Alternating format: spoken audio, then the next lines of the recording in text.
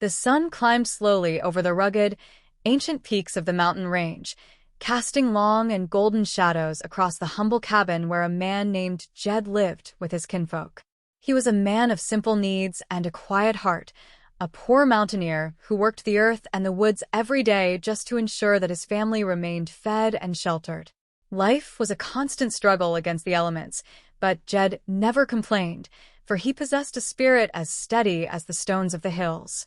On one particular day, which started much like any other morning, Jed took his trusty rifle and went out into the brush to search for some food for the evening meal. He moved with the silence of a shadow, his eyes sharp and his hands steady. As he aimed at a target near a small patch of marshy ground, something extraordinary occurred that would change the course of his life forever. When he discharged his weapon, the ground did not simply absorb the impact. Instead, from deep beneath the crust of the earth, a strange and dark substance began to bubble and rise. It was a thick, crude liquid that shimmered with an oily sheen in the daylight. This was the substance known as black gold, or Texas tea, a vast reservoir of oil that had been hiding beneath his feet for generations. In a matter of days, the news spread like a wildfire through the hollows.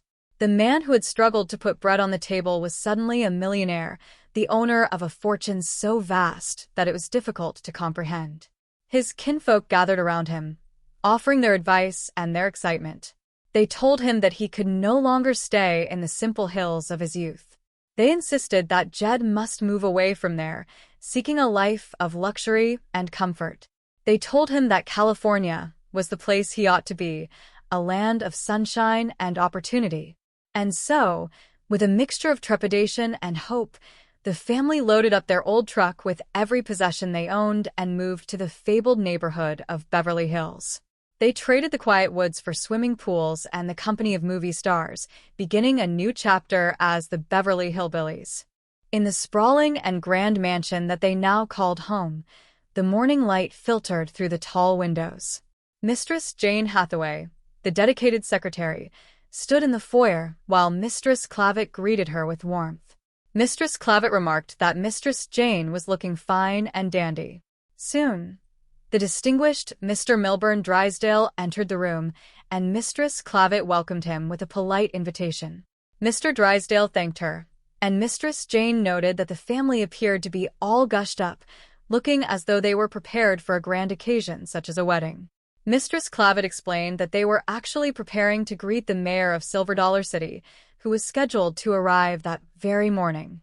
The family had gone to the airport to fetch him, leaving the house in a state of busy anticipation. Mr. Drysdale noticed a large object and inquired about its purpose. Mistress Jane explained that it was the key to the city of Beverly Hills, a grand and ornate symbol of welcome. Jed, observing the size of the object, remarked that the town must have a mighty big lock if it required such a key. Mistress Jane smiled and clarified that it was only a symbolic key, which the chief would present to Mayor Heller upon his arrival. She mentioned that she had prepared a little speech to read for the occasion. However, Jed warned her not to make too much of the ceremony, as Shad Heller, the mayor, was a man who might get flustered by such formality. Shad was not only the mayor, but also the local blacksmith back in the hills. He was a man of legendary skill, famous for being the only blacksmith who had ever shoed a full-grown elephant. Mr. Drysdale was skeptical and asked if Shad had actually shot an elephant, but Jed clarified the story with a chuckle. He explained that a large elephant had once escaped from a traveling circus and wandered into the cabbage patch belonging to Shad. With nothing but his own determination and a loud voice, Shad had shooed the beast away. It was a tale that Shad enjoyed telling, though he often omitted the detail about the cabbage patch to make it sound more heroic.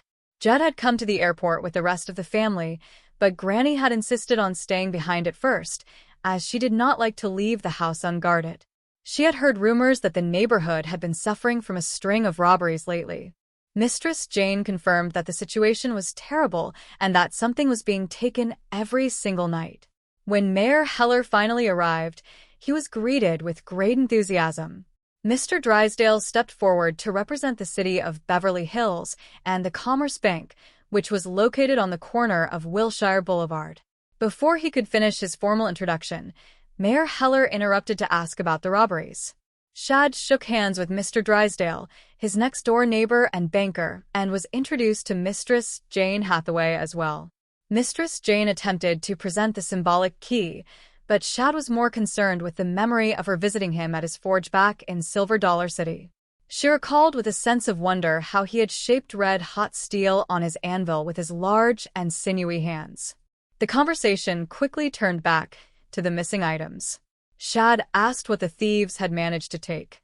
Granny reported with great frustration that they had lost a jar of her pickled owl gizzards just the previous night. The night before that, the thieves had made off with hickory smoked possum shanks and a jar of her minced paws. Despite the loss of these delicacies, the greeting continued. Granny, ever the provider, asked if the young ones could have something to eat, provided the thieves had not taken everything. She led them away to check the pantry, while Jed invited Mr. Drysdale and Mistress Jane to stay and share a meal with them. He mentioned that Granny had some goat cheese that had been resting in the root cellar for 8 years, suggesting that if it was gone, it must have developed the ability to walk away on its own. Mr. Drysdale and Mistress Jane politely declined the offer of the aged goat cheese, stating that they needed to return to the bank. Mr. Drysdale offered to send the police to investigate, but Jed doubted the officers would have any interest in the cheese. Jed promised that they would catch the rascals responsible, suggesting that it might even be some of the critters belonging to Ellie Mae. As the bankers departed, Mr. Drysdale encouraged the mayor to visit the bank and bring his money along.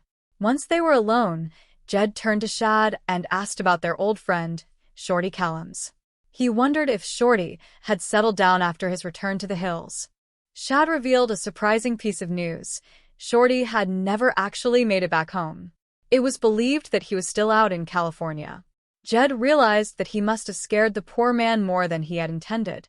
He explained to Shad that Shorty had gone hog wild upon arriving in Hollywood, staying up all night and chasing after every girl he saw. Shorty had once arrived home at 7 o'clock in the morning accompanied by a girl who was twice his size. Shorty had always been a man who pursued quality over quantity, or perhaps the other way around, and Jed had worried that he would blow through his life savings. To help him, Jed had advised Shorty to marry a girl from the hills and settle down on a farm. Shorty had taken this advice to heart and written a proposal, slipping it under what he thought was the door of Ellie Mae. However, a terrible mistake had been made. Shorty had slipped the note under the wrong door, and it was Granny who had received the proposal. When Jed informed Shorty that Granny was going to make him a dandy wife, the poor man realized his error and became terrified. He believed that he had accidentally committed himself to a life with Granny, and the fear had driven him to flee. Jed had seen him trying to sneak away and had given him an extra scare to ensure he left town and returned to his senses. But as it turned out, Shorty had been too scared to go home and too scared to stay in the open. He had doubled back that night and hidden himself in the root cellar, where he had remained for 4 long weeks. The mystery of the disappearing food was finally solved when Granny and Shad decided to track down the root cellar thief. They armed themselves, expecting a desperate criminal, only to find Shorty cowering among the jars of food. Shorty pleaded for them not to shoot, explaining that he was not armed and that he hated stealing. He confessed the whole story of the misplaced proposal and how the thought of marrying Granny had caused him to run like a scalded dog. He had been living off the supplies in the cellar, spending his time meditating, reflecting on his sins, and repenting for his wild behavior in Hollywood. He had also been doing a considerable amount of eating, claiming that all the repenting gave him a large appetite. He had even found a few jugs that Granny had left down there, which helped him through his long days of hiding. Jed brought the good news that Granny had never actually seen the proposal note. He had only told Shorty that she had seen it as a way to scare him into behaving himself. Shorty was greatly relieved to hear this. Granny, though initially suspicious of his presence, was glad to hear that Shorty had given up his woman-chasing ways and had found a bit of the spirit. She welcomed him back into the fold, and they all agreed to get some sleep and face the new day together. Shorty, still hungry after his ordeal, asked if he could eat some sausages before turning in, and Jed happily agreed. The next morning, Jed and Shad discussed what should be done about Shorty's future. Shad suggested that Shorty should buy back the hotel in Silver Dollar City that he had run for over 30 years. However, the hotel had already been sold to a woman named Verna Bradshaw. There was talk that she intended to change the name to the Bradshaw Astoria. Jed warned Shad not to mention this to Granny, as she and Verna had a long history of intense rivalry and had once had a legendary confrontation in the hotel lobby. Verna had recently won a beauty contest for her work in renovating and beautifying the hotel, an achievement that would surely irritate Granny even further. Shad and Jed realized that the only way Shorty could get his hotel back was to marry Verna Bradshaw. While it was a high price to pay, they believed she would be the kind of wife Shorty needed to keep him on the right path. The problem was that Shorty still preferred the flashy girls of Hollywood. To solve this, they decided to convince Shorty that Verna had become a beauty queen and had ripened to perfection over the years. When Shorty heard that Verna had won the beauty contest against every other woman in Silver Dollar City, he began to reconsider his opinion of her. He even claimed that he had often dreamed of being left alone on a desert island with her, though Jed privately remembered that such a thought was more of a nightmare.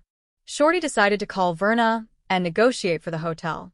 When she refused to sell it to him for a profit, she told him that the only way he would ever have the hotel again was if he married her. Shorty, after a brief moment of hesitation, agreed to the proposal. He was excited at the prospect of marrying a beauty queen and began preparing for the trip to Las Vegas to tie the knot. Granny was less than thrilled when she heard the news, describing Verna as a wicked woman and a vampire bat. She even suggested that Jethro should push Shorty's car off a cliff to save him from such a fate. Despite Granny's protests, the plan moved forward. Verna Bradshaw arrived, looking her best, and Shorty was instantly smitten, convinced that he was marrying a true beauty queen. As they prepared to leave, a young woman named Gloria arrived with papers for Jed. Shorty, seeing his old flame, was briefly distracted, but he eventually stayed focused on his new path. Verna, eager to start their new life, prepared to drive Shorty to Las Vegas. She promised that once they arrived, she would go absolutely ape with joy. The family watched them go, knowing that while the journey had been filled with confusion and missing owl gizzards, it was leading toward a future filled with laughter and new beginnings in the hills they still held dear in their hearts.